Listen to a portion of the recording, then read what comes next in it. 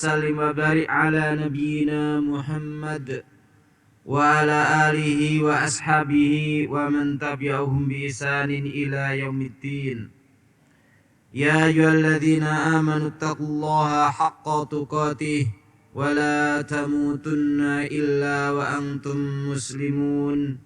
Fa inna asdaqal hadisi kitabullah wa khairal hadyi hadyi Muhammadin sallallahu alaihi wasallam wa syarrul umuri muhdatsatuha wa kullu muhdatsatin bid'ah wa kullu bid'atin dhalalah wa kullu dhalalatin finnar. Yang kami hormati para pengurus Yayasan Al-Furqan Al-Islami, yang kami hormati para asatidzah, para ustadzat dan semua pegawai keluarga besar atau muntasibin Ma'had Al-Furqan Al-Islami. Alhamdulillah, pada pagi hari yang berbahagia ini, yang cerah ini, kita bersyukur kepada Allah SWT karena atas limpahan nikmat, taufik dan hidayahnya kita bisa menghadiri undangan yang telah kami sebarkan walaupun sangat mendadak, yaitu untuk kita menghadiri daurah peningkatan mutu untuk asatidzah, untuk ustadzat dan para pegawai Ma'had Al-Furqan Al-Islami, yang insyaallah akan kita lalui selama 2 hari, yaitu hari ini hari Rabu tanggal 17 Jumadal Ula 1443 Hijriah atau bertepatan dengan tanggal 22 Desember 2021. Di sini kami akan membacakan urutan atau sesi pada daurah kali ini. Sesi pertama akan disampaikan oleh Ustadzuna Ahmad Sabik hafizallah ta'ala, yang beliau akan membawakan materi dengan judul atau dengan tema menjaga ukhuwah Islamiyah. Kemudian sesi kedua insyaallah akan disampaikan oleh Syekhuna Al-Ustadz wa waliduna Al-Ustadz Aunur Rafiq Gufron Hamdani hafizallahu ta'ala, yang insyaallah akan membawakan tema menebar kasih sayang antar sesama. Dan sesi ketiga, yaitu sekitar jam 10 sampai jam 11 akan dibawakan oleh Ustadzuna Ustadz Abu Baidah Muhammad Yusuf, akan membawakan tema hati sebening embun. Oleh karena itu kami mohon kepada kita semuanya untuk menyiapkan alat-alat tulis, ya, kita menulis faidah-faidah yang akan disampaikan oleh para asatidz kita. Tapi untuk menyingkat waktu, langsung saja kita masuk pada sesi pertama, yaitu kesempatan akan disampaikan atau materi akan disampaikan oleh Ustadzuna Ahmad Sabik hafizallahu ta'ala. Waktu dan tempat kami persilahkan, fal yatafadhal mashkuran. Bismillahirrahmanirrahim. Assalamualaikum warahmatullahi wabarakatuh. Alhamdulillahirabbil alamin. Assalatu wassalamu ala asyrafil anbiya'i wa sayyidil mursalin, nabiyyina Muhammadin wa ala alihi wa ashabihi ajma'in. Wala hawla wala quwwata illa billahi rabbil alamin. Rabbi shrah li sadri wa yassir li amri wahlul 'uqdatam min lisani yafqahu qawli. Rabbana la ilma lana illa ma 'allamtana innaka antal alimul hakim. Amma ba'd.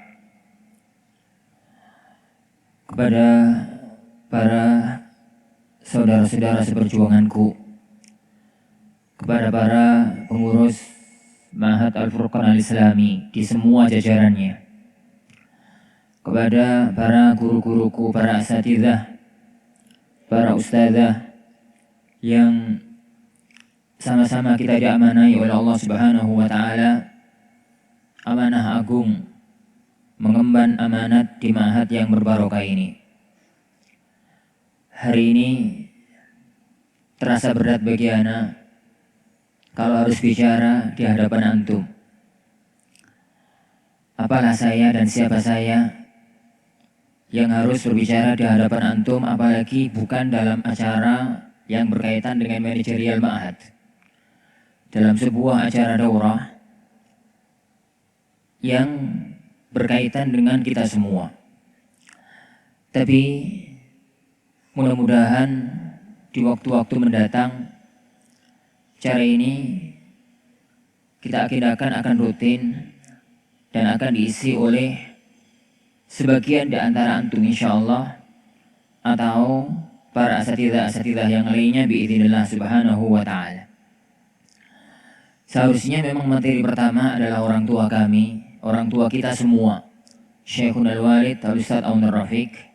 Tapi tadi pagi pada subuh beliau uzur nggak bisa ngisi di jam pertama, karena kata beliau semalam baru bisa tidur jam 1. Jadi sehingga butuh istirahat di pagi hari dan beliau minta waktu untuk ngisi di jam yang kedua. Ikhwani wa akhwati, para ustadz dan para asatidzah, para ustadzah, para pengurus, para pegawai yang semoga dimuliakan oleh Allah Subhanahu wa ta'ala. Satu hal yang sangat perlu untuk kita fahami, sangat perlu untuk kita renungi, dan sangat perlu untuk kita camkan dalam hati kita masing-masing, bahwa keberadaan kita, siapapun kita di ma'had ini, dengan kiprah apapun kita, adalah anugerah agung yang Allah Subhanahu wa ta'ala berikan kepada kita. Rabbuna Jalla wa'ala berfirman, wa rabbuka yakhluqu ma yasha'u wa yakhtar. Dan Tuhanmu telah mencipta apapun yang Allah ciptakan, yang Allah kehendaki. Wa yakhtar, dan Allah pilih. Di antara semua yang Allah ciptakan, Allah pilih makhluk-makhluk utama, makhluk-makhluk khusus yang Allah Subhanahu wa ta'ala pilih di antara semua makhluk-makhluk yang lain. Resapi dan mohon kita fahami para akhwah, para akhwat sekalian. Kita diciptakan oleh Allah Subhanahu wa ta'ala sebagai manusia. Ini pilihan yang pertama. Karena manusia adalah makhluk terpilih. Walaqad karramna bani Adam. Dan sungguh kami telah memuliakan anak keturunan Adam. Dan Allah Subhanahu wa ta'ala telah memilih memuliakan bapak kita di atas makhluk-makhluk yang sudah ada tatkala itu. Tatkala Nabiullah Adam tercipta, Allah memerintahkan kepada para malaikat dan kepada para jin yang ada pada waktu itu untuk sujud hormat kepada bapak kita Nabiullah Adam alaihissalatu wassalam. Seandainya itu bukan untuk pemuliaan sebagai manusia, Allah tidak akan melakukannya. Kita tidak sekedar dipilih Allah sebagai manusia, tapi Allah memilih kita dari semua manusia menjadi insan-insan yang beriman. Manusia-manusia mukmin yang percaya kepada Allah, kepada Rasulullah, dan kepada ajaran-ajaran Islam dan iman yang lainnya. Dan itu adalah anugerah agung, karena ini tidak kenal nasab, ini tidak kenal waktu, ini tidak kenal tempat. Orang yang punya nasab dekat dengan Rasulullah SAW belum tentu mendapatkan anugerah ini. Abu Jahal, Abu Lahab, Abu Talib sebagai bukti nyata. Orang yang hidup dekat dengan Rasulullah SAW, dekat tempat, dekat waktu, belum tentu mendapatkan anugerah ini. Maka tatkala kita 1400 tahun setelah kenabian, jauh ribuan mil dari tempat Jaziratul Arab turunnya wahyu, kemudian kita menjadi insan yang beriman, adalah pilihan Allah Subhanahu wa ta'ala, anugerah Allah Subhanahu wa ta'ala. Karena agama Inna ad-dina indallahi al-Islam. Agama yang Allah ridhai hanyalah agama Islam. Bukan sekedar muslim. Allah menuntun kita untuk menjadi seorang muslim sunni salafi. Dalam bahasa muasir, dalam bahasa umumnya menjadi muslim ahlus sunnah. Dan ini tidak sembarangan Allah pilih.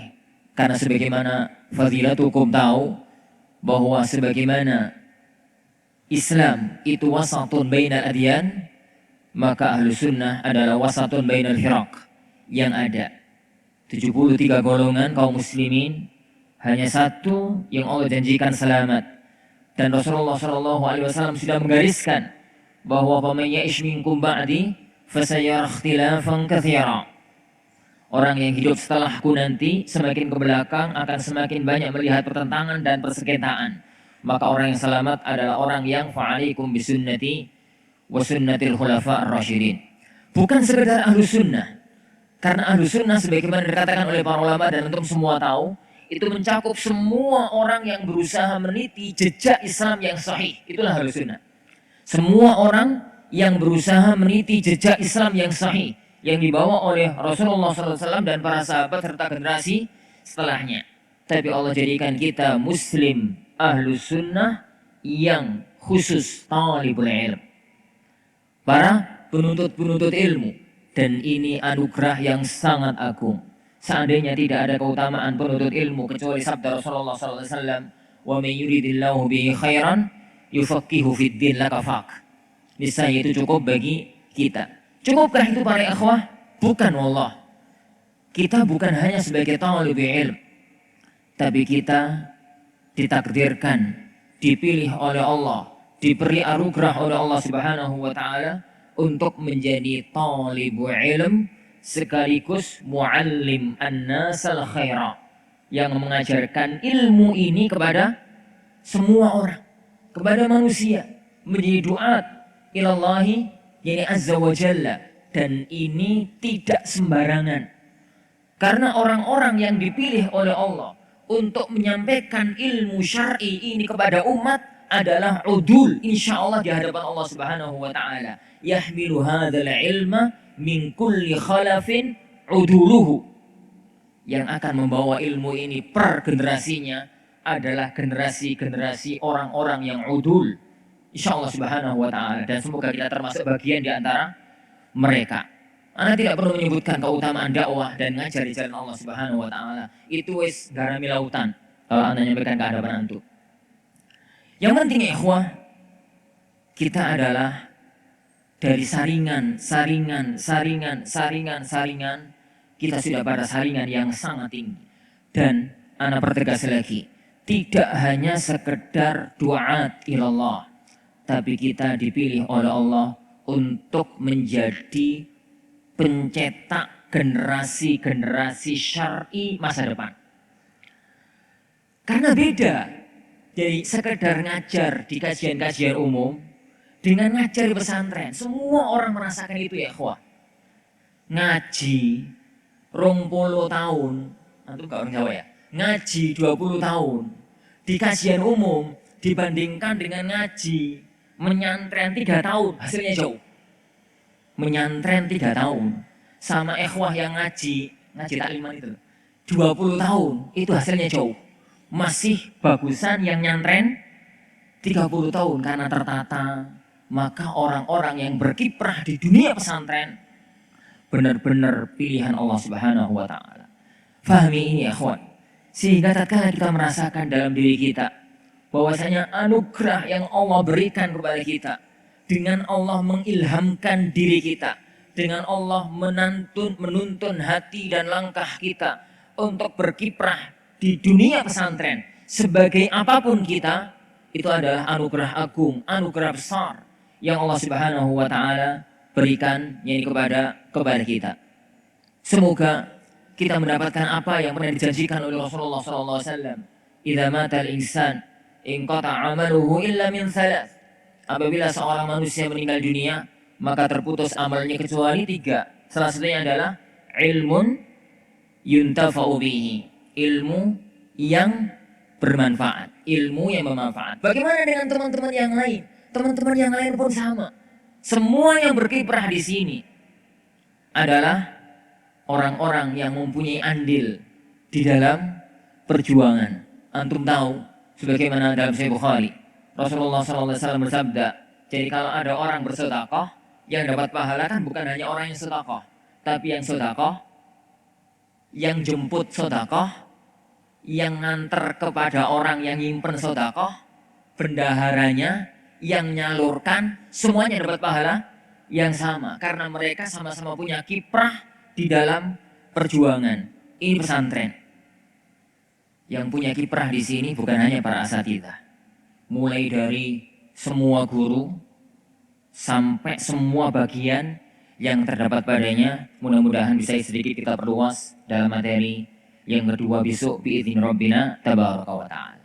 Lah, ikhwani wa akhwati, asatidati wa ustadzati yang dimuliakan oleh Allah Subhanahu wa taala. Nikmat yang agung ini akan berlaku sunnatullah di muka bumi.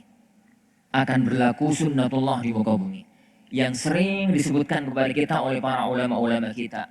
Kullu dhi ni'matin mubtala wa kullu sahibi nikmatin mahsud. Semua orang yang diberi anugerah, mendapatkan anugerah, mesti akan diuji oleh Allah. Mesti akan diuji oleh Allah Subhanahu wa ta'ala. Dan semua orang yang mendapatkan anugerah, apalagi anugerah seagung yang Anda sebutkan tadi, mesti mahsud. Ada yang hasad, ada yang nggak kepingin, ada yang menginginkan nikmat itu hilang dari kita. Poin yang pertama, para asatidati, ustadzati. Poin yang pertama, keberadaan bahwasanya semua orang yang Allah beri nikmat itu mesti akan diuji. Karena dengan ujian itulah akan kelihatan siapa yang benar-benar dan siapa yang bodong. Ini benar diksi. Siapa yang sungguh-sungguh, siapa yang kurang sungguh-sungguh. Dulu Allah Subhanahu wa ta'ala pernah menyebutkan ini dengan sangat gamblang dalam firman-Nya. Ahasiban nasu ay yutraku ay yaqulu amanna wa hum la yuftanun wa laqad fatanna alladhina min qablihim fala ya'lamanna Allahu alladhina sadaqu wa la ya'lamanna al-kadhibin. Dan ayat-ayat yang senada dengan ayat itu sangat banyak. Itu lebih tahu daripada anak. Bahwasanya semua orang yang mengaku iman, yang mengaku punya ilmu, yang mengaku berkiprah dalam dunia dakwah, yang mengaku berkiprah dalam dunia ta'lim, itu mesti mubtalah, akan ada ujiannya. Kenapa? Juga karena semua orang yang dapat nikmat itu mesti mahsud, dihasati. Sopo sing hasad sama kita? Iblis. Anda tidak mengatakan tetangga kita. Karena kalau urusan taklim semacam ini, urusan ngajar pesantren semacam ini, yang hasad itu bukan ahlu dunia. Ahlu dunia itu hasadnya pada dunia. Tapi ada yang jauh lebih berbahaya, yang hasad dengan kita. Orang yang hasad dengan ahlu dunia itu ringan ya kawan. Cuma ahlu dunia. Orang yang hasad pada pejabat, ya para pejabat. Orang yang hasad pada kekayaan, ya orang-orang yang pengen kaya. Orang yang hasad pada sesuatu yang selevel. Tapi orang-orang yang hasad kepada kita, itu makhluk yang pernah menggelincirkan Nabiullah Adam dari surga. Dialah iblis. Dialah iblis. Bukankah iblis pada waktu diturunkan oleh Allah diusir dari surga sudah berjanji? Ayatnya antum semua hafal lah. Ini iblis sudah berjanji bahwasanya dia akan menggelincirkan semua manusia, semua anak keturunan Adam. Pasti akan digelincirkan. Dia nggak mau ada orang berada di atas nikmat akhirat. Dia nggak senang ada orang yang berada dalam nikmat kebaikan, nikmat kemuliaan, apalagi sekelas kita. Dalam kajian malam, pengantar kajiannya Syekhuna malam-malam, tatkala acara apa dulu itu, acara baksos itu, Anda katakan ya Ahwan, tolong telaahlah talbis iblisnya Imam Ibnul Jauzi. Kalau ketebalan ya mukhtasarnya, Muntaqa Nafisnya Syekh Ali Hasan. Ini dari Talbis Iblisnya Ibnul Jauzi. Ini saya akan kita lihat bagaimana pinternya setan dalam menggoda umat manusia. Bagaimana setan masuk ke dalam ahli hadis. Bagaimana setan menggoda ahli fikih. Bagaimana setan menggoda ahli suluk. Ahli suluk itu orang-orang yang punya perhatian dengan tazkiyah dan akhlak dan adab. Bagaimana setan menggoda pada aghnia. Bagaimana setan menggoda pada itu. Ternyata jauh berbeda. Wallahi, setan gak akan goda kita untuk terjerumus dalam kesyirikan. Insya Allah, dari awal setan itu ngaku KU. Masa asa tidak Al-Furqan arep digoda jatuh dalam lubang kesyirikan. Koyai kok ora. Setan ngerti, ini bukan ranahku. Hadza laysa bi usyiki fadruji. Kalau dalam ini bahasanya orang-orang Arab. Ini bukan ranahmu, mas, please, ngono ya. Ini gak ranahmu. Arek-arek Al-Furqan gak bisa digoda dengan cara ini. Setan pun putus asa kalau harus menjerumuskan kita ke pintu bid'ah. Wong kita yang tiap hari keluar-keluar bid'ah. Setan mungkin putus asa dalam menjerumuskan kita ke titik-titik yang semacam itu. Tapi ada sesuatu yang sangat rawan. Yang setan itu bisa mudah masuk ke tengah-tengah kita.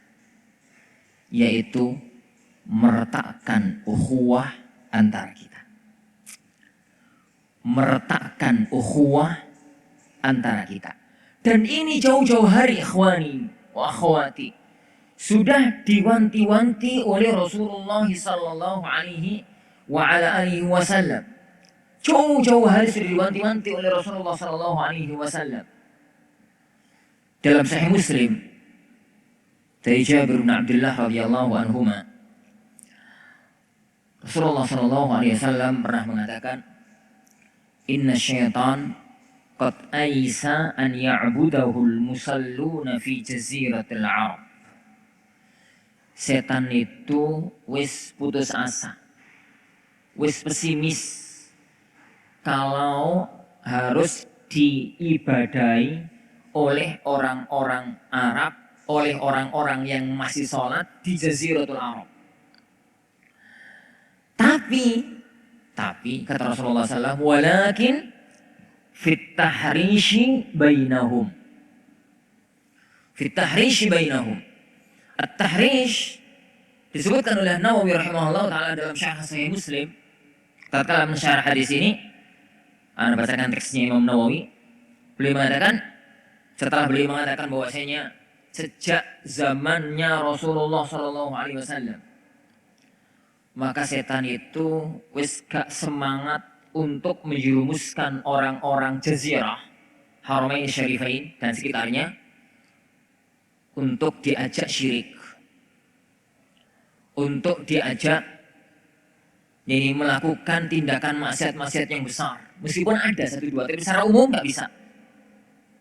Tapi yang sangat memungkinkan kata beliau hanya tahrish. Apa kata Nawawi? Walakinnahu sa'a.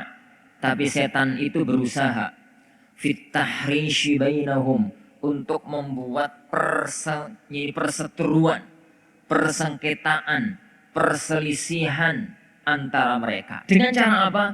Bil khusyumat, dengan saling bertengkar, tukaran antar sesama mereka. Wasyahna, saling jengkel, saling marah, saling dengki. Wal hurub, saling perang. Wal fitan, saling menfitnah antara satu dan yang lain. Wa nahwiha, dan yang semisalnya. Dan kayaknya hadis ini gak salah kalau saya bawa ke tengah-tengah kita. Jadi hadis ini kayaknya gak salah kalau saya terjemahkan ke tengah-tengah kita. Setan li akhwan,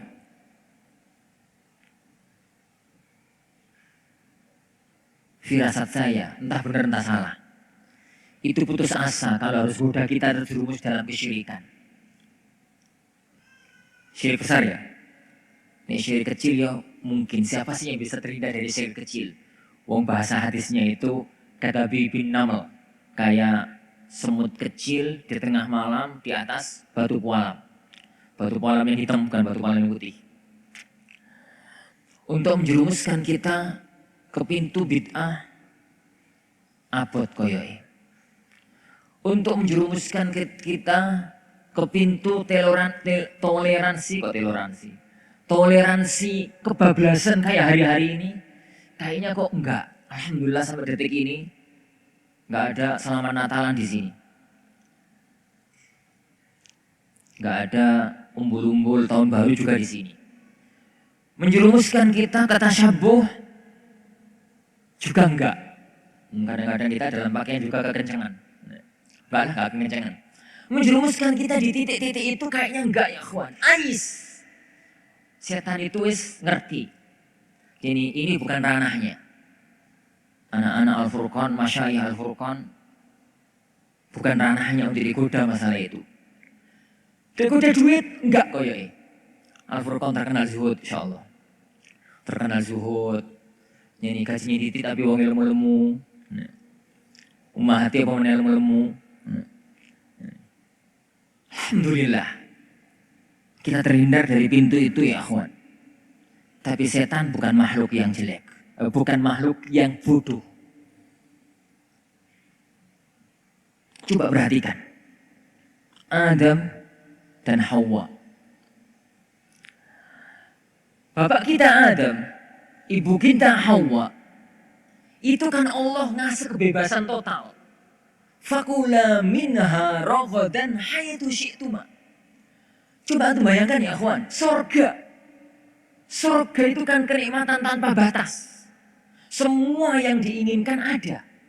Mala ainun ra'at, wala udhunun sami'at, wala khatara ala qalbi bashar. Semua ada di surga. Dan itu dipersilahkan, dipersilahkan total kepada bapak kita dan ibu kita untuk makan sepuas-puasnya. Bahasanya Allah sampai raghadan haitsu syi'tuma. Cuma satu yang boleh. Satu yang nggak boleh. Yang kata orang-orang Jawa, pohon huldi. Padahal bahasa Al-Qur'annya cuma hadhihi syajarah. Pohon. Wis ngono lho. Lah kaya iso buah yang satu itu, pohon yang satu itu Nabi Adam tergoda. Padahal tinggalnya di surga. Itulah pinternya iblis. Itulah pinternya setan. Gak kanan dari depan, dari belakang. Gak kanan dari belakang, dari samping kiri. Gak kanan dari samping kiri, dari samping kanan. Bukankah itu yang dulu pernah iblis sumpahkan kepada Allah Subhanahu wa taala? Dan Allah Subhanahu wa taala mengatakan qala fabima aghwaytani. Allah mengatakan, iblis pernah bersumpah, fabima aghwaytani la aq'udanna lahum siratakal mustaqim. Tsumma la'atiyannahum min bayni aydihim, dari depan. Gak kena dari depan, wa min khalfihim, dari belakang. Gak kena dari belakang, wa an aymanihim, dari samping kanan. Gak bisa dari samping kanan, wa an syama'ilihim. Dan itu yang terjadi ya akhwan. Titik masalah yang sangat mudah untuk dimasuki di kawasan kita adalah bahasa hadis tadi. At-tahrish bainahu. Meretakkan ukhuwah, meretakkan persaudaraan antara kita. Persaudaraan, persahabatan antara kita. Anda tidak terlalu penting untuk menyebutkan dalil pentingnya ukhuwah. Antum ngelontok lah bahasa itu. Wapal ya, di luar kepala. Kita semua tahu. Kita semua tahu. Tapi coba kita murojaah bersama-sama para ikhwah fillah azani Allah wa iyyakum. Murojaah bersama-sama. Karena penyakit yang satu ini itu yang pernah menimpa para ulama-ulama kita. Wallahi ya akhwan. Apa yang pernah terjadi dulu antara para ulama-ulama kita? Tum tahulah. Antara Syekhul Islam Ibnu Taimiyah rahimahullahu taala dan Abu Hayyan Al-Andalusi sahibul Bahrul Muhit. Yang sampai lucu itu kan antara Imam Suyuti dan Imam Sakhawi. Yang sampai lucu. Ini, tapi jangan tiru kelucuan nih. Sampai lucu antara keduanya. Dari satu zaman ke zaman, dari satu zaman ke zaman. Kayaknya ini memang penyakitnya para tulabul ilm. Apalagi orang-orang yang berada di garis perjuangan yang sama. Maka perlu kita renungi dalam waktu yang singkat ini 1/4 jam ke depan. Bagaimana kita yang insya Allah kita itu adalah satu badan, satu tubuh, satu bangunan. Mahdi para ikhwan azani Allah wa iyyakum. Satu lumpuh, semuanya lumpuh. Ibarat mobil ya, kawan. Pentile hilang, gak bisa ngaku. Padahal pentil cangwili regane 1.000 oleh 10 wis mesti dipotongi wisan cawili. Nah, itu nih zaman pentil. Saiki zaman jenenge zaman apa lah itu? Itu regane piro? Regane 1.000, 2.000. Itu enggak ada. Itu bocor mobil kelas 5 miliar sekalipun enggak bisa jalan. Nggak ngomong busi lah. Ini busi mobil 5 miliar regane 500.000. Ini busi ini mobil-mobil anak kan palingnya 20.000. 25.000. Kita ngomong sesuatu yang lebih rendah daripada itu. Pentil. Sesuatu yang sangat remeh. Tapi ya subhanallah, itu nggak ada mobil semewah apapun batal jalan. Mobil semewah apapun batal jalan. Kita pun begitu ya akhwah. Di Mahat ini. Di Mahat ini. Ada 2 hal penting bagaimana kita itu berusaha masing-masing untuk jaga ukhuwah antar kita. Yang pertama, janibul wujud. Yang kedua, janibul adam. Ini istilah ilmu maqasidus syariah. Jadi hifz maqasidus syariah dari 2 sisi. Janib al-wujud, wujud ikhwan. Dan janib al-adam. Janibul wujud itu maknanya melakukan sesuatu agar ukhuwah itu terjaga. Maksudnya. Janibul adam, hindari sesuatu agar ukhuwah itu nggak retak. Hindari sesuatu agar ukhuwah itu nggak retak. Dan itu ada dalam semua konsep syariat. Kalau kita ngaji maqasidus syariah, itu kan ada dzaruriyat, ada hajiyat, ada tahsiniyat, gitu ya. Lah hifz dzaruriyat itu ada semuanya, dzaruriyat, hajiyat, tahsiniyat, itu ada janibul wujud, ada janibul adam. Menjaga akal misalkan. Janibul wujud belajar. Janibul adam larangan minum khamr misalkan. Menjaga keturunan. Janibul wujud nikah dengan wanita yang salihah. Janibul adam zina, ikhtilat, khulwat, dan sebagainya. Janibul wujud ihwatan azanillahu wa iyyakum. Lakukan sesuatu, kita bareng-bareng ya kawan, lakukan sesuatu yang bisa merekatkan ukhuwah antara kita, dan itu dilakukan oleh syariat. Salah satu di antara maqasid yang besar dalam syariat agama kita adalah maqsad at-tarabut al-istimai. Menjaga kerekatan hubungan kemasyarakatan. Menjaga kerekatan hubungan kemasyarakatan. Itu dikonsep oleh syariat dengan banyak sisi. Yang pertama, Islam itu mensyariatkan acara ngumpul-ngumpul. Acara ngumpul-ngumpul. Kan ono ngumpul-ngumpul harian. Dan itu 5 kali. Nganggo piro sholat jamaah. Ono kumpul-kumpul yang lebih luas, pekanan, yaitu Jumatan. Ono ngumpul-ngumpul yang lebih luas lagi, tahunan, yaitu apa? Hari raya. Ono ngumpul-ngumpul yang jauh lebih luas lagi, haji, umrah. Kita pun begitu, ikhwanitin azani Allah wa iyyakum. kita itu nggih gunakan konsep syariat ini untuk merekatkan hubungan antara kita. Kita itu ngumpul-ngumpul harian. Dan ini ngumpul-ngumpul skup RT, kok skup RT. Skup kecil.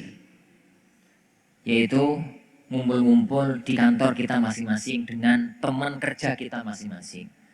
Asatidzah yang di MSDiki ngumpuli karena asatidzah MSDiki. Jadi manfaatkan, kalau bisa itu dimanfaatkan. Kalau nggak sibuk ya Juan, kalau nggak sibuk, usahakan itu mampir kantor ya semenit 2 menit salaman.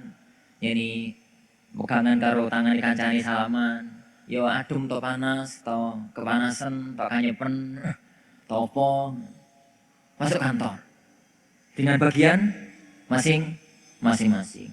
Ada ngumpul-ngumpul ya, Akhwan ini lebih luas lagi. Pas akikawan di kantor itu loh. Pas akikawan di kantor itu ya, Akhwan. Bukan mangani, wallahi ya, Akhwan bukan mangani. Mangani itu insyaallah di omah lu enak. Insyaallah. Nek pas ono ya ora. Pas ono. Bukan mangani wallahi. Tapi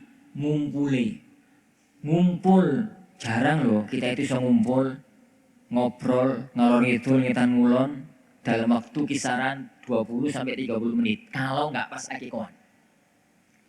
Anak kalau temui di rumah belum tentu bukakan pintu. Belum tentu bukakan pintu. Jadi via telepon. Belum tentu telepon. Ini kalau penting telepon kok gak pantas. Pas semacam itu, acara-acara yang semacam itu. Kemudian juga ngumpul-ngumpul pada waktu kita ada acara bareng semacam ini. Ini acara semacam ini tahunan itu mesti ada. Jadi mungkin nanti kita buat setengah tahun sekali atau apalah gitu ya. Cara ngumpul-ngumpul bareng gitu. Itu adalah salah satu di antara teori syariat untuk merekatkan hubungan antara kita. Jadi antara kita. Itu yang pertama. Jadi pada itu azanillahu wa iyyakum. Jadi bukan masalah makanannya. Terutama yang pas akikawan gitu, bukan masalah makanannya yang ada, tapi masalah yang jauh lebih penting daripada itu. Yang kedua ya kawan, sikap empati antara kita, simpati dan empati, perhatian antara kita.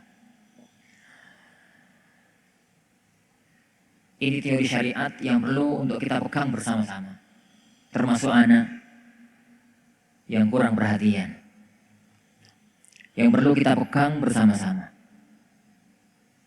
Terutama ya akhwan, yang satu bidang, yang satu bagian. Yang satu bidang, yang satu bagian. Karena kalau lintas bagian, kadang-kadang namanya aja nggak kenal. Jadi asatidzah yang ngajar di MSUTiki, anak tanya sekarang sama asatidzah yang ngajar di Mahat Ali, kenal semua apa enggak? Yakin 100% enggak? Semacam ya kawan. Jadi para asatidzah kalau anak tanya teman-teman yang kerja di bagian perawatan, kenal semua apa enggak? Enggak. Yuk kenal wong iku di kono ngono tapi yo jenenge sapa yo ora? Enggak kenal. Yang bagian satu bagian itulah. Karena kalau kita ya kawan dituntut untuk perhatian dengan semua, dalam arti kenal semua, diperlakukan sama semua, itu kayaknya tuntutan mustahil. Rasulullah SAW aja nggak mampu melakukan itu. Dari mana anak ambil ini? Rasulullah SAW kan pernah ada jenazah lewat, beliau nggak tahu kalau ada sholat jenazah. Masih ingat toh hadis? Tatkala ada jenazah lewat, Rasulullah tanya, ikut jenazah sopo, gitu ya. Berarti kan Rasulullah tatkala itu nggak nyolati, dan beliau nggak tahu itu jenazah sopo. Ini jenazahnya fulan dibunuh fulan ya Rasulullah. Oh gitu. Tapi apa yang lihat orangnya bagus ya Rasulullah gini ini wajibat tadi semua maklum di kalangan antum. Jadi maklum di kalangan ini antum semuanya. Jadi terutama yang satu bagian. Oleh karena itu di konsep kami di yayasan dulu itu kan tunjangan yang masuk dalam tunjangan lahiran, tunjangan sakit, tunjangan nikah lagi. Tunjangan tunjangan apa dulu kan kita serahkan bagian sosial, tapi kita pikir banyak masalah. Karena yang bagian sosialnya bukan Raqibun Atid yang ngerti semuanya. Ini terus yang lahiran suruh lapor, yuk nggak mau. Sedangkan bagian sosial suruh deteksi semua ibu-ibu yang hamil juga nggak punya data. Mau seorang petugas apa itu sensus ibu hamil, lucu loh.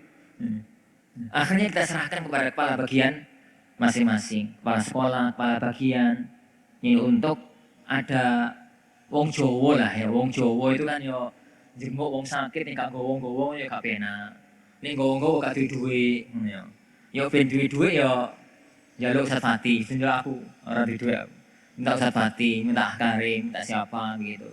Semacam itu agar muncul empati dan simpati antar kita. Dan kami dari Yayasan Para Ikhwan mohon maaf kalau sampai ada di antara antum itu yang kepikiran, Ustaz itu nih aku sing loro gak dijenguk, fulan sing loro dijenguk. Lah aku gak ngerti loh ya. Ana gak ngerti loh kalau antum sakit. Mungkin kadang-kadang wis sampai omah, wis siap diker-buker, terus ketemu terus ngobrol-ngobrol kemarin masalah sakit, sadar kapan antum sakit? Kapan antum sakit? Kemarin panas, astagfirullah gak tahu. Bener-bener gak tahu ya, kawan. Ini bener-bener gak tahu kalau gak ada yang lapor, apalagi di tengah kesibukan yang ini kadang-kadang untuk ngentut repot, saking sibuk. Itu yang kedua. Yang ketiga para ikhwan azani Allah wa iyyakum, tatkala kita bermuamalah dan melihat sesuatu di antara kita, bangun di atas husnudzan. Nih, bangun di atas husnudzan. Yakini yang ana yakini. Yakini yang ana yakini. Ana sampai sekarang punya keyakinan bahwa siapapun yang bergabung di Ma'had ini, insya Allah niatnya baik, niatnya ikhlas. Itu husnudzon ana, itu keyakinan ana. Kalau sampai terjadi kesalahan, maka yang ana yakini ada dua kemungkinan. Pertama, miskomunikasi, dan itu sering terjadi. Yang kedua, niatnya api, salah langkah. Niatnya bagus, tapi salah bersikap, salah langkah. Yang pertama, barikan azani Allah wa iyyakum, miskomunikasi. Miskomunikasi ini diselesaikan dengan tasabut. Jadi kalau ada apa-apa, kalau kita itu dibangun di atas husnudzon, itu sebelum mengeksekusi mesti tasabut dulu. Kenapa itu dilakukan? Kenapa itu sampai terjadi? Karena orang baik itu hukum asalnya kalau melihat orang jelek, berarti akan tanya kenapa itu terjadi. Kalau kita melihat ya ikhwan, ada salah satu di antara kita di depan 21, ini gedung film. Ada salah satu di antara kita temukan dia di depan gedung film. Pas di depan gedung film, kita itu pas sepeda motoran atau pas mobilan. Kan tergantung bagaimana cara kita berpikir. Nek kita berpikir suudzon, wih, Ustadz baru nonton film. Langsung dipoto, di-share. Ini like and share. Nih. Ini tak karu-karuan ya, Hun. Setelah ngono Ustadz yang ngamuk. Ini kenapa nggak klarifikasi dulu? Kenapa nggak cross check dulu? Baru minta maaf. Jangan sampai terjadi lagi para ikhwah. Kata Rasulullah SAW, iyyakum wa ma yu'tadzaru min. Jangan sampai melakukan sesuatu yang setelah itu kita minta maaf. Maksudnya, kalau bisa jangan salah langkah. Kalau sudah kadung, ya minta maaf. Ya minta maaf. Tapi kalau kacamata kita husnudzon, itu kan dibawa kepada mahmal yang bagus. Dulu Umar bin Khattab radhiyallahu an, Abu Kilabah dan para ulama-ulama yang lain itu mengatakan kepada kita, dan lu sudah tahu lah itu, kalau kita melihat ada teman kita itu yang berbuat jelek, tasabutlah, cari tanya. Gak penak bisa tanya, ya sudah husnudzoni. Gak iso, cari mahmal yang bagus. Gak iso katakan la'alla li akhi yani udhron la a'rifu. Begitu kata Abu Kilabah. Barangkali saudaraku punya udhur yang saya nggak tahu. Masih ingat toh kisah Hatib ibnu Abi Balta'? Seorang sahabat yang pernah melakukan kesalahan super fatal sebelum Fathu Makkah. Kesalahan itu super amat fatal.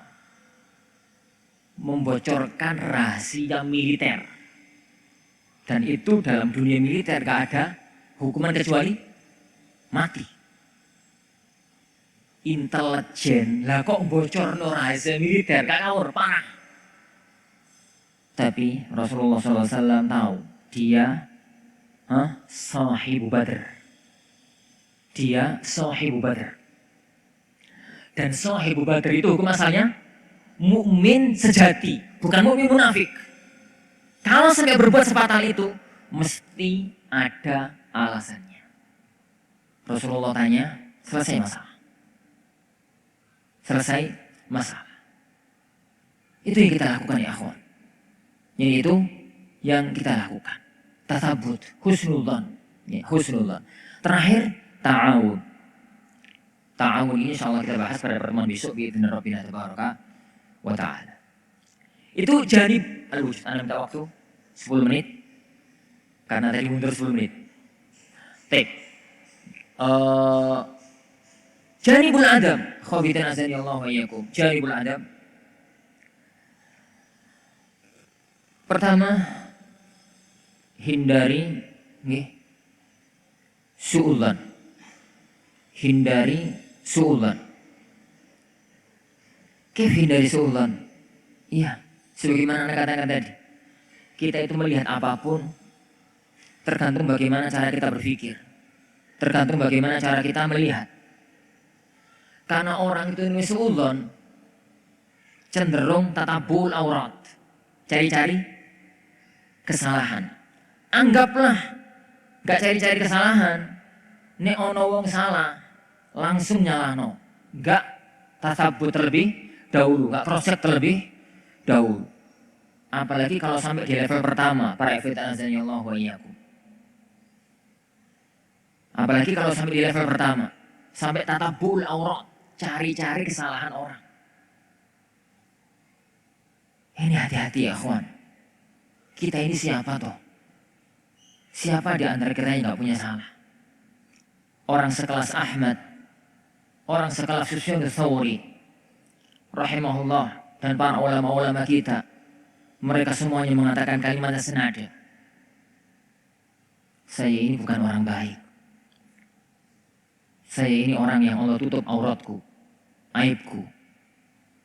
Seandainya kalian tahu aibku, kalian tidak akan mau mendekat denganku. Itu ucapannya Ahmad ibn Hanbal, bukan Ahmad Sabiq. Itu ucapannya Sufyan Ats-Tsauri. Itu ucapannya para ulama-ulama kita. Orang-orang yang kita yakini mereka adalah ahlul jannah.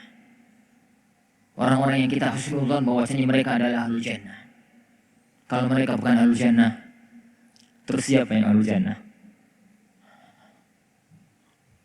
Tapi sekelas mereka pun mereka tahu ada banyak ma'asi yang mereka lakukan tanpa ada orang tahu. Kita ya akhwan, apalagi kita hidup di zaman sekarang, yang fitnah benda satu ini adalah pembawa malapetaka kehidupan. Siapa yang kita yang gak punya aib? Siapa yang kita yang gak punya aib? Maka jangan tatabul aurat. Jangan cari-cari aib orang lain. Kata Rasulullah SAW, la taghdabul muslimin. Janganlah kalian menghibai kaum muslimin. Wa la tatabba'u auratihim. Jangan cari-cari auratnya mereka. Fa innahu man ittaba auratihim, barang siapa yang mencari aibnya orang lain, tatabba Allahu auratahu, Allah akan membongkar aibnya. Wa man ittaba Allahu auratahu, dan barang siapa yang Allah membongkar aibnya, maka Allah akan membuka aibnya meskipun kesalahan itu dia lakukan di dalam rumahnya sendiri. Itu yang pertama. Yang kedua, yang fitnah Allah wa iyyakum. Kalau sampai kita tahu tanpa tatabuk, kalau sampai kita tahu tanpa tatabuk, maka kesalahan saudara kita itu ada dua kemungkinan. Kesalahan yang berkaitan dengan pribadinya sendiri dan tidak ada kaitannya dengan orang lain. Maksudnya tidak memudaratkan orang lain. Kalau antum bisa nasihati, berdua. Tidak bisa doakan. Ibu pakai punya orang Jawa itu repot. Doakan agar dia mendapatkan hidayah sebagaimana kita mendapatkan hidayah. Tapi kalau kemudian perbuatan aib dia itu bahaya. Bahaya untuk ma'had, bahaya untuk umat, bahaya untuk ukhuwah kita, bahaya untuk civitas ma'had secara umum, mencoreng muka pesantren. Maka tolong ya ikhwan, tolong. Dan ini sering ana ulang-ulang di majelis-majelis semacam ini. Dan sering diulang-ulang oleh syekhuna. Tolong lakukan pedoman syariat yang dua. Satu, tutup aurat. Satrul aurah. Tutup aurat. Man satara musliman satarahullahu yaumal qiyamah. Biarlah aib itu hanya ketahuan oleh satu dua orang. Dan tidak menjadi konsumsi umum.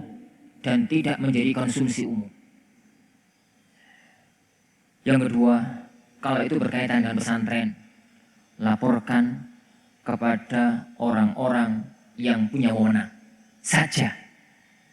Laporkan kepada orang-orang yang punya wewenang saja. Kalau antum cukup melaporkan kepada kepala sekolah dan selesai, cukup di situ. Tidak perlu anda tahu. Kalau antum perlu, nggak cukup ini harus sampai ke kepala bidang. Sampai di situ, cukuplah sampai di situ. Kalau nggak apa-apa sampaikan ke anak. Untuk kita cari solusi. Bukankah itu yang kita semua tahu ya kawan teorinya? Jangan kemudian dibongkar di muka umum. Apalagi kalau kemudian kita tiap saat, tiap waktu ngomong noy. Apalagi nek dolek bolo, kanggo nyalahno dia. Dolek bolo ya kawan. Kita itu bukan anak kecil yang seneng geng-gengan. Nggak ada geng-gengan di pesantren. Jadi itu. Tutup aurat dan sampaikan kepada kami. Biar kami yang nangani. Biarlah hati kita bersih. Nggak tahu aib orang lain. Yang tahu hanya orang-orang yang Allah kasih amanat untuk mengetahui dan menyelesaikannya. Tidak semua masalah harus diketahui oleh semua orang. Tidak semua masalah itu kebongkar. Tidak semua masalah harus disampaikan kepada semua orang. Anggaplah itu benar. Maka perlu dipertimbangkan hal yang ini semacam itu. Waktunya mepet. Yang ketiga, ikhwatin azani Allah wa iyyakum, untuk menjaga ukhuwah yang sangat diperhatikan oleh syariat adalah tolong jaga perasaan orang. Kalau bahasa syariatnya itu berpikirlah dengan cara berpikir terbalik. Cara berpikir terbalik ini pernah disyaratkan oleh Rasulullah SAW dalam Musnad Ahmad tatkala ada seorang sahabat yang minta izin zina. Antum tahu tak hadis itu masyhur di situ. Tatkala dalam majelis semacam ini di Masjid Nabawi, ada pemuda di pintu masjid dia ngomong, ya Rasulullah, dengan suara keras. Pemuda wis terlambat, kemudian nggak langsung masuk, langsung motong pembicaraan. Ini tengah-tengah taklim, nggak nunggu sampai selesai, wis ngono suara keras pisan. Ngomong, ya Rasulullah, idzalli, ya Rasulullah, izinkan masuk taklim mending. Idzalli fi zina, izinkan aku zina ya Rasulullah. Para sahabat gerogokan. Nih, oleh Rasulullah SAW mengatakan, maju Maju 1-2 langkah karena takut. Maju lagi mas, maju sampai asnada rukbatahu bi rukbatihi. Duduk taklim majelis pada waktu itu kan bukan bersila. Duduk taklim pada waktu itu kan duduk iftirash. Jadi pada waktu itu ya kawan. Ini makanya kalau jenengan dalam ta'limul ilm itu ada alim yang mencela duduk bersila, itu wajar. Karena dulu taklim itu nggak bersila. Dulu itu taklim itu duduknya iftirash. Ini sebagaimana dalam hadis Jibril. Ngomong-ngomong, ya hadis tadi. Jadi sampai kemudian Rasulullah mengatakan, mas gimana kalau ibumu zinai orang? Enggak ya Rasulullah, nyawaku kupertaruhkan untuk mempertahankannya. Lah kalau putrimu, boten ya Rasulullah. Kalau adikmu, boten ya Rasulullah. Bibimu, boten ya Rasulullah. Budimu, boten ya Rasulullah. Rasulullah mengatakan, mas, wanita yang kamu ingin berzina dengannya, yuk putrinya orang, bibinya orang, ibunya orang, buliknya orang, adiknya orang. Rasulullah SAW ingin mengajak cara berpikir kembali. Maksudnya ya kawan, kalau kita sedang berada di bagian tertentu, melihat orang lain yang kita lihat salah, cobalah jangan kita berpikir dengan bagian kita. Cobalah kita meresapi dari kacamata dia berpikir. Masalah itu akan gampang diselesaikan. Masalah itu akan gampang untuk diselesaikan. Kalau memang harus berkomentar, jaga perasaan orang lain. Kita ini di sini banyak orang ya kawan. Dari ujung Sabang sampai Merauke. Yang sopan bagi antum yang dari Papua, belum tentu sopan bagi kami yang di Jawa. Yang sopan bagi kami orang Surabaya, belum tentu sopan bagi antum yang di Solo. Jadi, nih, wong Solo itu kan nunjuk, monggo, iki ya maju. Aku enggak, monggo mas, iku mas. Ngono. Ngono ku dianggap gak sopan. Afwan kalau dianggap gak sopan. Masih ingat kasus pulang perang Bani Mustalik? Tatkala pulang dari perang Bani Mustalik, sahabat Ansor ngumpul sahabat Ansor, sahabat Muhajirin ngumpul sahabat Muhajirin. Taksub boten ya sawah, ya ikhwah. Wajar lah. Wong Jawa kumpuli wong Jawa, wong Papua kumpuli Papua, ya wajar lah. Wong di kumpuli wong di itu wajar. Wong Daksos kumpuli wong Daksos, jadi wong tukang kumpuli wong tukang, wong IT kumpuli wong IT, ya wajar lah. Mosok begini kumpul semacam itu ya wajar. Wong yayasan ketemu nih, wong yayasan ya wajar lah, wajar ya wajar. Makanya para sahabat dari biar nggak dipermasalahkan oleh Rasulullah SAW. Siapa udah datang? Hah? Siapa udah datang? Belum ya? Wajar semacam itu. Keduanya akhirnya membawa cari air. Ada sahabat Ansor cari air ke sumur, sahabat Muhajirin cari air ke sumur. Antum tahu cerita itu?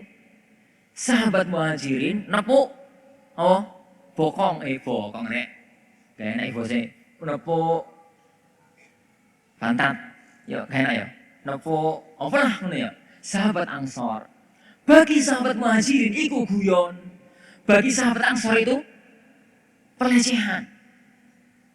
Sahabat Ansor terinjak karena merasa dilecehkan. Ingat ya kawan, pulang perang di tengah perjalanan, hawa-hawa perang, darah-darah perang, pedang durung dicuci. Nuansa itu nuansa pengen bacok aja. Karena pedang belum dicuci. Ono nuansa kayak gitu, sahabat Ansor teriak, walal Ansor, tolong sahabat Ansor, aku dilecehkan. Dilecehkan. Orang Ansor gak mikir apa-apa, berdiri. Mau nyerang, sahabat Muhajirin mangkret, mengatakan walal Muhajirin. Kenapa itu terjadi ya kawan? Kurang jaga perasaan sahabatnya. Guyon ya kawan, tapi jangan teman-teman. Kalau antum belum kenal teman-teman kita, kalau antum di tengah komunitas ya kawan, teman-teman terkesal di teman-teman komunitas, wis apal lah. Nek gaya fulan iku ngomongi koyo ngono wis apal. Dianggap angin ngono wae. Teman-teman IT kumpul teman-teman IT, kumpul teman-teman apa, kan dua grup toh ya. Sak grup itu kan punya grup masing-masing. Kenal lah gayae. Nek fulan bin fulan iku ngomong mesti koyo ngono ku. Kowe gak kagetan. Tapi nek guyonan ini dibawa keluar, itu ngelarakno hati kadang-kadang. Kenapa? Gak ngerti. Mergo ide biasa di kelompok ini ngomong ya hati-hati. Ngomongnya kan hati-hati. Kelompok ini wong halusan. Kelompok ini wong kasaran. Lah wong kasaran kalau alusan dikumpulno api. Sing wong alusan ngomong sak ngomong itu nyindir, sing wong kasaran gak paham-paham. Sing wong kasaran ngomong sak ngomong nyelekitno ati, sing wong alusan gak ngerti nek iku guyonan. Akhirnya ya lal ansor, ya lal muhajirin. Zaman biyen ana sahabat, si ana Rasulullah SAW. Zaman saiki ana sapa? Jaga perasaan ya akhwan. Jaga perasaan saudara-saudara kita. Ini jaga perasaan saudara-saudara kita. Kalau belum kenal banget antara satu dengan yang lainnya, terutama dalam kondisi-kondisi kita itu harus kerja bareng. Dalam kondisi kemarin ya akhwan, pada waktu ini Basos Akbar kemarin itu banyak laporan sampai ke anak. Gara-garanya nyala gitu itu. Yo ngomong gak enak Ustaz, padahal anak pahami fulan. Siapa yang ngomong? Fulan. Biasa wong kita iku ngomong isti ngono. Biasa. Bagi antum biasa, bagi dia luar biasa. Itu menjatuhkan martabat. Lebih baik aku mati daripada harga diriku dijatuhkan. Dan itu benar-benar perhatikan oleh Rasulullah SAW. Perhatikan ya akhwat. Rasulullah SAW tatkala mau nasihati Abu Dzar dan beliau tahu nasihat ini akan nyelekit, beliau ngasih mukadimah yang sangat bagus. Rasulullah SAW tatkala diomongin sama Abu Dzar, ya Rasulullah ana tastamiluni. Ya Rasulullah, boya saya dikasih pekerjaan apa gitu loh Ustaz. Iya Pak Ustaz. Saya dikasih penggawean apa gitu loh. Ini. Maka Abu Dzar, Rasulullah tahu Abu Dzar itu wongnya ahli ibadah, pinter ahli ibadah, tapi di bahasa iki ngono, nggak punya leadership di bahasa sekarang. Ini nggak menghina ya. Ini tuh menceritakan kenyataan. Nih, Rasulullah kan ono toh wong itu pinter tapi kok memimpin wong. Geger. Rajin kerja tapi kok duwe anak buah, tukaran. Ono jenisnya kok ngono. Tapi ada orang pinternya rapat pinter tapi kok memimpin wong. Rawaket Masya Allah, koyok dulur, koyok saudara. Ada. Memang Allah itu ngasih kemampuan orang itu yang beda-beda. Satu orang dengan orang lain itu beda-beda. Abu Dzar termasuk orang yang gak punya jiwa kepemimpinan. Mimpin itu raiso. Rasulullah sangat paham Abu Dzar ini kapan jadi pemimpin, ngurusi penggawaian, malah bahaya. Tapi ngomongi, ojo sampai gak iso, loro hati. Apalagi tipikalnya Abu Dzar kan, antum tahu tatkala beliau berseteru dengan Utsman, tatkala beliau berseteru dengan Muawiyah. Diceritakan panjang lah. Apa kata Rasulullah SAW, ya Abu Dzar? Inni la uhibbuka kama uhibbu li nafsi. Abu Dzar, aku itu seneng ning sampeyan kaya aku cinta pada diriku. Jadi Abu Dzar itu sampeyan, Masya Allah, disanjung-sanjung oleh Rasulullah SAW. Ya Abu Dzar, yani innaha la amanah wa innaha yaumal qiyamati hizzun wa nadama. Abu Dzar, sing sampeyan minta iku amanah. Yang tugas yang sampeyan minta tadi itu loh. Amanah, aku kok dari orang musyrik, kok dari kepala, kok dari ketua, kok dari ketua ya. Itu amanah wahai Abu Dzar. Dan itu hari kiamat nanti hanya akan jadi penyesalan dan kehinaan. Abu Dzar baru ngomong, inna kalau dhaif. Abu Dzar, sampean wong lemah. Jangan megang jabatan apapun, jangan ngurusi 2 anak yatim. Saking nemen gak iso itu sampai jangan ngurusi 2 anak yatim. Lihat tatkala sahabat yang gegeran sama Mu'ad ibnu Jabal gara-gara sholat isya kedawan. Toh Mu'ad wis sholatnya terlambat, nih ngenteni suwi imam gak teko-teko, gak datang. Mu'ad sholatnya baca Al-Baqarah, api emang. Ini gegeran ada sahabat, ini petani paginya capek. Malam-malam itu keluar dari sholat, gegeran ke hadapan Rasulullah SAW. Singkat cerita dari hadis itu, aneh ngomong bahas hadis itu panjang. Di akhir hadis, sahabat tadi setelah dibela oleh Rasulullah SAW, beliau mengatakan, ya Rasulullah, kulo niku ya Rasulullah, gak bisa suruh sholat itu panjang, kau yang jaringan, kau yang muat itu gak bisa, gitu toh. Rasulullah tanya, loh mas, nih kalau sholat terus sampai mau copo, yang sampai baca itu apa? Ya Rasulullah, kalau saya sih pokoknya minta surga, minta dijauhkan dari neraka. Itu toh saking durung taklimi. Nah kan sahabat itu juga ada yang gak taklim. Maksudnya yang nggak taklim harian. Apa kata Rasulullah SAW? Seandainya kata Rasulullah, mas belajar bohong, lorati. Belajar bohong mas, ngono ora iso. Lorati. Lihat bahasanya Rasulullah SAW. Haulahuma ludanti. Loh, aku karo Mu'ad ini loh, nggak jauh-jauh dari itu loh kalau sholat juga. Yuk jaluk surga minta neraka. Itu kan cuma bahasa apa ya? Bahasa apa lah gitu ya. Dan hadis-hadis semacam itu kalau dibahas panjang banget. Cobalah antum telaah ya kawan. Bukan antum deh, kita telaah risalah besar, risalah agung dari Syekh Shalal Munajjid, Kaifa amalahum. Bagaimana Rasulullah SAW berinteraksi. Sebuah kitab tebal segini. Ini bagus dan sangat bagus.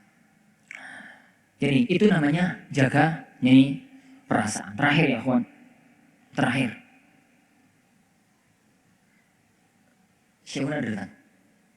Saya tahu udah datang. Belum. Belum saja. Setelah ini belum. Hah?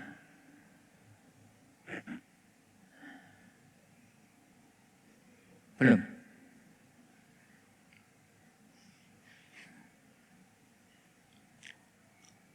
Saya bilang, jika Islam itu menjaga sampai level la yatanajasnan, jangan berbisik-bisik berdua kalau ada orang yang ketiga, sampai di level itu jaga perasaan, maka menunjukkan kepada kita untuk benar-benar ekstra hati-hati di dalam masalah yang ini semacam ini, dalam masalah yang semacam ini. Terakhir para hadirin asanillahu yakum,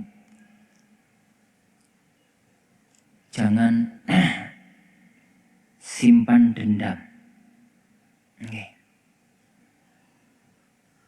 Tidak ada manusia yang nggak salah. Tidak ada manusia yang benar 100%. Kita ditakdirkan oleh Allah ya akhwan, jadi orang Jawa.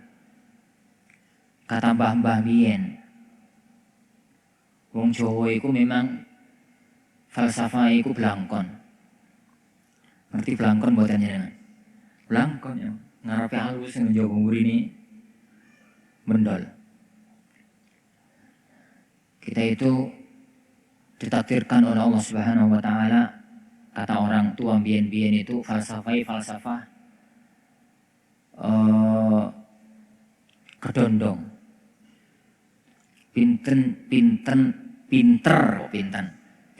Pinter nyimpen apa? Perasaan. Itu dari sisi bagus ya, kawan. Tapi dari satu sisi yang lain, perasaan itu terkadang numpuk,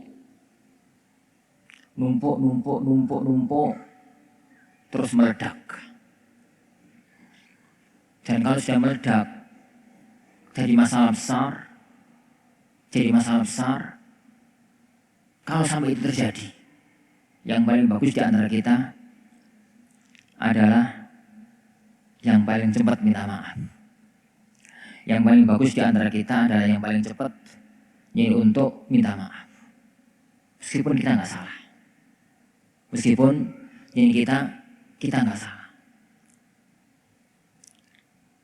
Dan jangan sampai nyimpen dendam. Yang lalu biarlah berlalu. Buka kembali lembar yang baru. Bukan kembali akhwan lembar yang baru.